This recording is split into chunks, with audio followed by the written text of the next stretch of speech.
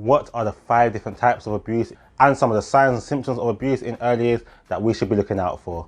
This is what we'll cover in this video, but first, welcome to the channel.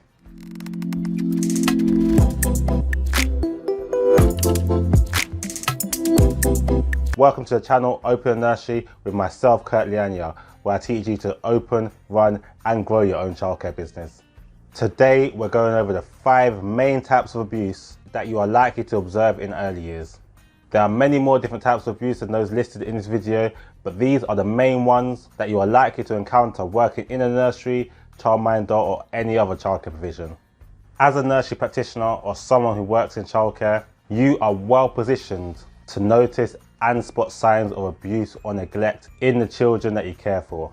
Children may experience neglect or abuse at any age, and it may have a profound impact not only on their immediate safety and health, but also on their long-term development and well-being. The signs of abuse and neglect can be difficult to detect. Children can often be seen as easy targets for abuse. This can be because they're still developing their communication and understanding of what actually constitutes abuse and what mistreatment actually means. They may also have a greater difficulty alerting others that abuse or maltreatment may happen. Children also have a greater reliance on those that may potentially cause harm, like their parents or carers or other family members, which may also make it easier to conceal harm or to coerce a child into not revealing that harm has actually taken place. We as childcare professionals may be the only adults outside the child's family that have significant contact with them, and so it is especially important that those working with children have a good understanding of abuse and neglect and know how to recognize the possible indicators. This is what this video will help you to do. It will equip you with a better understanding of the different types of abuse and enable you to better recognize if a child has been abused or maltreated. Though it is important to note that evidence of any one indicator from the following list should not be taken on its own as proof that abuse is occurring. However, it should alert practitioners to make further assessments and to consider other associated factors. Also, the list of possible indicators and examples of behaviour is not exhaustive, and children or people may be subject to a number of abuse types at the same time. Though the first type of abuse we'll discuss is physical abuse.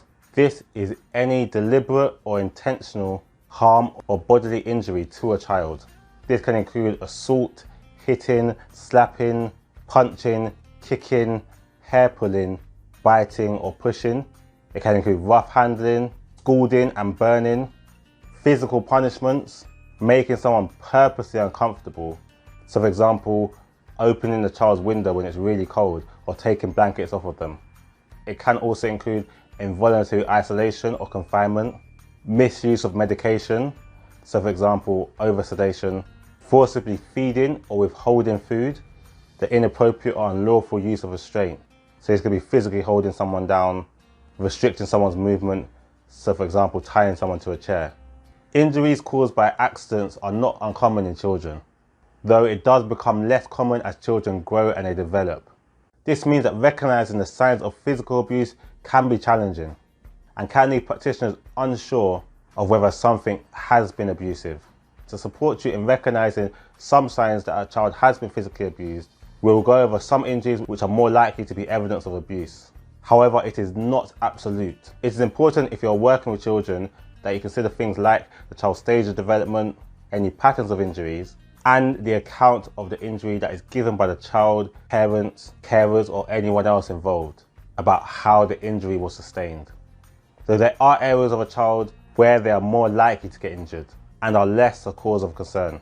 This includes areas like their foreheads, their knees, their elbows, as these are injuries that are more likely to be caused by slips and falls and should match the child's level of development and the child and parents' story around how the injury occurred. Though it's important to remember with all areas of abuse to look out for patterns. As for example, a child may fall and graze their elbows, but this doesn't mean that it's not a form of abuse, as they could have been pushed. There are, however, areas of the body where children are less likely to receive injuries, and an injury here should raise greater cause for concern. These are generally areas which are more difficult to injure by a trip or a fall, and include injuries to the upper arm, the forearm, so for example you may get defensive injuries, the chest and abdomen, the thighs or genitals, facial injuries, So for example, injuries to places like the cheeks, your mouth or black eyes, injuries to the ears, side of the face, the neck and tops of the shoulders, which is known as a triangle of safety. Abusive injuries may be seen on both sides of the body. They may not match the explanation that's given by the child, parent and or carers, and there may be signs that the injury has not been treated, or at least that there's been a delay in seeking treatment. Something that you can look out for, especially with bruising, is potentially different coloured bruising. This occurs when a child has been bruised, it's started to heal, and they've been injured in the same place again. The second type of abuse is sexual abuse. A child is sexually abused when they are forced or persuaded to take part in sexual activities. This doesn't have to be physical contact, and it can happen online. Sometimes a child may not understand that what's happening to them is abuse, as they may not understand that it's wrong. Sexual abuse can take part in two forms: contact abuse and non-contact abuse. Research by the NSPCC found that 72% of sexually abused children do not tell anyone about what happened at the time, and that 31% still haven't told anyone by the time they reach early adulthood. This increases our responsibility in this area to be looking out for signs of this. Some examples of sexual abuse include forcing or enticing a child or young person to take part in sexual activities, which may or may not include violence, penetrative acts, non-penetrative acts like kissing, cuddling, rubbing or inappropriate touching, sexual photography or forced use of pornography or witnessing of sexual acts, as well as grooming in preparation for abuse. Some of the signs that you should be looking out for are bruising, particularly to the upper thighs, buttocks, upper arms and marks on their necks, bleeding, pain or itching in the genital area, children having difficulty walking or sitting down, a sudden change in their behaviour or their performance, displays of affection that are sexual or not age appropriate, the use of sexually explicit language which is not age appropriate, alluding to the fact that they have a secret that can't be revealed, sudden bedwetting or incontinence. They may have a reluctance to undress around other people. You may notice they have infections, unexplained genital discharge, or sexually transmitted diseases. They may show reluctance to be alone with a particular person, or they may show poor concentration, withdrawal, or sleep disturbance. With a lot of this, you are looking for changes in a child's behaviour, and often it won't be one individual thing that points you to abuse, it will be a number of these linking together. The third type of abuse is emotional abuse, also known as psychological abuse. It is a form of abuse whereby a person subjects or exposes a child to a behaviour that may result in psychological trauma, including anxiety, chronic depression, or post-traumatic stress disorder. It is the persistent mistreatment of a child that has a severe and negative impact on their emotional development. Emotional abuse usually happens at the same time as other abuse, though it may also appear alone. Some examples of emotional abuse include overprotection, so preventing someone from accessing educational and social opportunities and seeing friends, intimidation, coercion, harassment, the use of threats, humiliation, bullying, swearing or verbal abuse, conveying feelings of worthlessness, inadequacy, or that a child is unloved, threats of harm or abandonment, placing inappropriate expectations on a child, witnessing or hearing the abuse or ill treatment of others, preventing the expression of choice and opinion, and the failure to respect privacy. Spotting signs of abuse is usually more difficult unless you actually witness the emotional abuse take place. Though some things you can look out for are concerning interactions between parents or carers and the child. So for example, being overly critical or showing lack of care, concern or affection to the child. A lack of self-confidence or self-esteem in the child. Sudden speech disorders. Instances of self-harm or eating disorders. Lack of empathy shown to others, which can include cruelty to animals. A change of appetite, so for example weight gain or weight loss. Signs of distress, so for example tearfulness or anger. Being emotionally upset or agitated. Being extremely withdrawn and non-communicative or non-responsive. Unusual new behaviour, for example starting to suck, bite or rock. Nervousness around certain people. The fourth common type of abuse that we should be looking out for in children is neglect. This is the persistent failure to meet a child's basic physical and or psychological needs. It is likely to result in a serious impairment of a child's health or development. Neglect is found to be a factor in 60% of child deaths that are investigated through serious case reviews. However, even though it is often suspected by childcare practitioners and other people that work with the child, it is often underreported. Neglect may start as early as pregnancy as a result of maternal substance abuse, though once a child is born, it could involve a parent or carer failing to provide an adequate environment, adequate food, clothing or shelter, which can include exclusion from the home or abandonment, failing to protect the child from physical harm or emotional harm or danger, failing to ensure adequate supervision, which includes the use of inadequate caregivers, failing to access appropriate medical care or treatment, and failing to meet or respond to a child's basic emotional needs. Some things that you may notice in a child that has suffered neglect are excessive hunger. So you may notice a child frequently taking other children's food or constantly asking for more, inadequate or insufficient clothing, poor personal or dental hygiene, untreated medical issues, changes in weight or being excessively over or underweight, low self-esteem, attachment issues, depression or self-harm, poor relationships with peers, self-soothing behaviours that may not be age appropriate.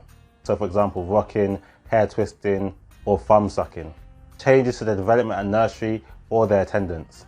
Final and fifth area of abuse that we should be aware of, which is often overlooked, is witnessing domestic abuse. Domestic abuse can have a devastating impact on the victims and their families, with children and young people at serious risk of serious harm to their emotional and physical health. Domestic abuse is any incident of coercive, controlling or threatening behaviour, violence or physical abuse between people in a domestic setting. Witnessing domestic abuse can cause serious harm to children and young people. Most cases of domestic abuse involve partners or ex-partners.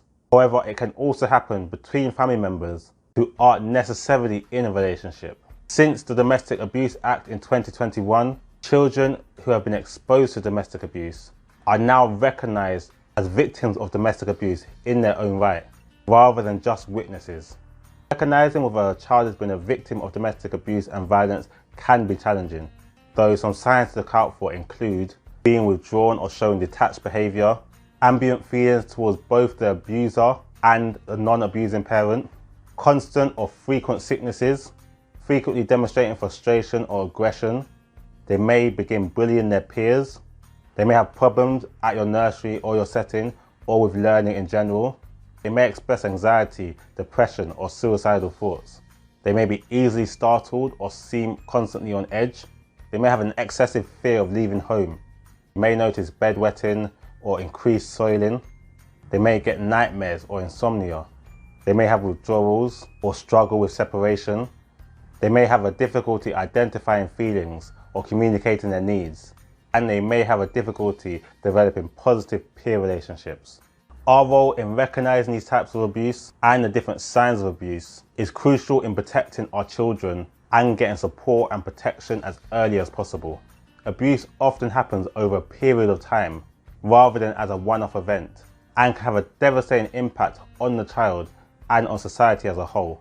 It can be difficult for us as practitioners to suspect parents and or carers, as we usually have a relationship with them, and their behaviour with staff can often be the polar opposite of the suspected behaviour. A parent or carer's behaviour can make it difficult for nursery staff, childminders or other childcare professionals to recognise abuse or neglect at an early enough stage, which can cause a delay in reporting it. Something you should be aware of when it comes to potential abusers is disguised compliance. Disguised compliance involves caregivers presenting an appearance of being cooperative and supportive in order to avoid scrutiny, suspicion or concern. This can mean that social workers and other practitioners may not be aware of what's happening in a child's life, and the risks they face may be unknown to local authorities. These behaviours may include misdirection, so this can involve focusing on one particular issue. Parents may make sure that one thing goes well to deflect away from other areas, like in the example of Daniel Pelker, whereby his school attendance improved whilst the abuse continued. or parents may agree to certain targets in order to avoid further contact with professionals. Parents may also try to dominate discussions. They may appear to do just enough. They may fail to engage with services. So parents will promise to take up services offered, but then fail to attend appointments due to other problems. They may also be critical of other professionals. So parents may seek to blame other professionals for things not happening. Again, deflecting away from things that they haven't done and seeking to split the professional group working with the family. And they may also give different accounts of events to what their child, family members or other children are given. By doing this, parents and or carers will use disguised compliance, mask or hide signs of abuse. Ways we can improve our likelihood of spotting signs of abuse include keeping good records of any safeguard concerns, any discussions and meetings, and using this to build a chronology of events that can help to identify a parent's capacity over time. By not accepting presenting behaviour as fact, so making sure that you seek evidence so that you get a balanced view of what's happening. By challenging the views of staff. Being overly optimistic of what parents can achieve can mean that support is offered too late. And most importantly, you should be child focused. Keep the child at the centre of planning and information gathering, and always seek and record their perspectives. It is so important that we try to prevent abuse as early as possible and be proactive if we have any concerns. Being child focused means we seek to protect the child over any fears of potentially offending parents. We have to do this because the effects of not doing so can be so severe. Over the long term, children who are abused or neglected are also at an increased risk of experiencing future violence, victimization and perpetration, substance abuse, delayed brain development, lower educational attainment, as well as reduced employment opportunities. Chronic abuse may result in toxic stress, which can actually change brain development and increase the risk of future problems like post-traumatic stress disorder, as well as learning, attention, and memory difficulties. Children who have suffered abuse are more likely to have mental health problems, such as becoming anxious or depressed. Low mental health can also have a big impact on physical health, including self-harm or developing an eating disorder. Children may also have a lowered sense of self-worth, are more likely to turn to alcohol and other drugs as an unhealthy coping mechanism, and are more likely to repeat behaviours that are seen in their domestic setting. If you have any concerns that a child in your care has been a victim of any type of abuse, then you should follow your nurseries, childminders, or your local authorities' safeguarding procedures. Though, if you feel that a child may be at imminent risk of abuse, then you should contact the police immediately. If a child speaks to you about abuse, it's important that you provide a safe space for that child to share with you. Let them know they've done the right thing by telling you. Remind them that any abuse they've had is not their fault. Listen to them and understand their needs. Do not push the child for answers or constantly question them. Just simply allow them to share as much as they are comfortable with.